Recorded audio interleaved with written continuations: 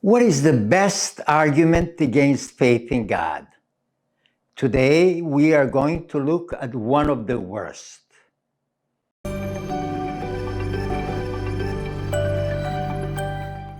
Here is a popular meme used by the British comedian and atheist Ricky Gervais, and you have probably seen it online. It says, "There have been nearly 3,000 gods so far, but only yours actually exists. The others are silly, made up, nonsense, but not yours. Yours is real." Now, honestly, a lot of people see this and think, well, that's actually a pretty good point. And I understand why. Human beings have believed in many gods throughout history.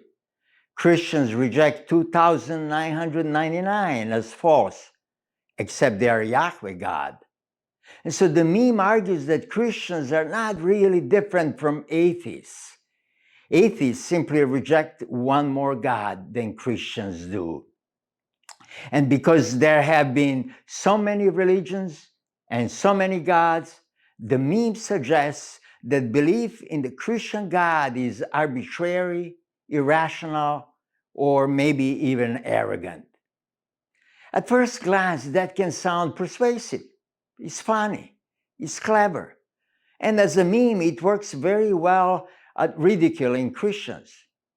But when you examine this meme carefully, the argument starts to fall apart.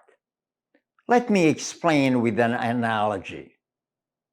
Imagine a young man standing in a courtroom in New York City, addressing the judge. "Your Honor, this is not fair. There are over 8 million people living in this city.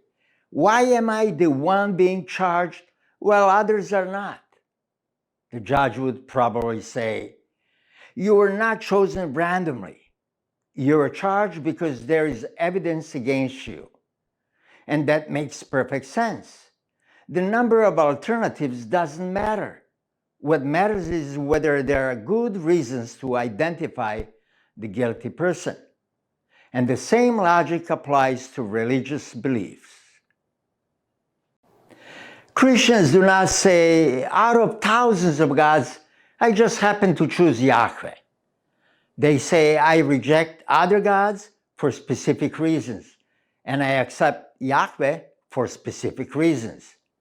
Now, you may disagree with those reasons, and that's completely fair. But simply disagreeing with those reasons does not mean Christians chose their belief at random. People believe in Christianity for reasons they think are meaningful. And those reasons may include philosophical arguments, scientific arguments, moral arguments, personal experience, and especially the historical claim that Jesus rose from the dead. And again, you may not find those arguments convincing, but the point is this: Christians are not saying, "I believe in the God of the Bible because He gives me comfort." They are saying, "I believe this explanation best fits reality." And we reason like this all the time. There are thousands of scientific theories. Scientists don't choose one randomly. They follow the evidence where they think it leads. There are many possible explanations for a crime, but only one fits the facts. So the real question is not, why do you believe in one God instead of 3,000? The real question is, what evidence supports that belief? And do those arguments actually hold up? And that's where the real conversation should happen. Not in memes, not in slogans, not in punchlines. Because the real issue is not how many gods people have imagined throughout history. What matters is evidence, reasoning, and honest inquiry. And if Christianity is false, it should be shown to be false through careful thinking, not merely through clever punchlines. And that's the conversation worth having.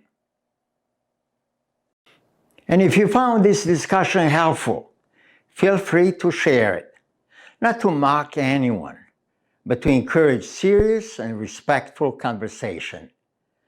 And if this kind of discussion interests you, subscribe. Because from time to time, we'll continue looking at popular arguments, objections, memes, and ideas surrounding Christianity, faith, truth, and reason. Thank you for watching, and see you soon.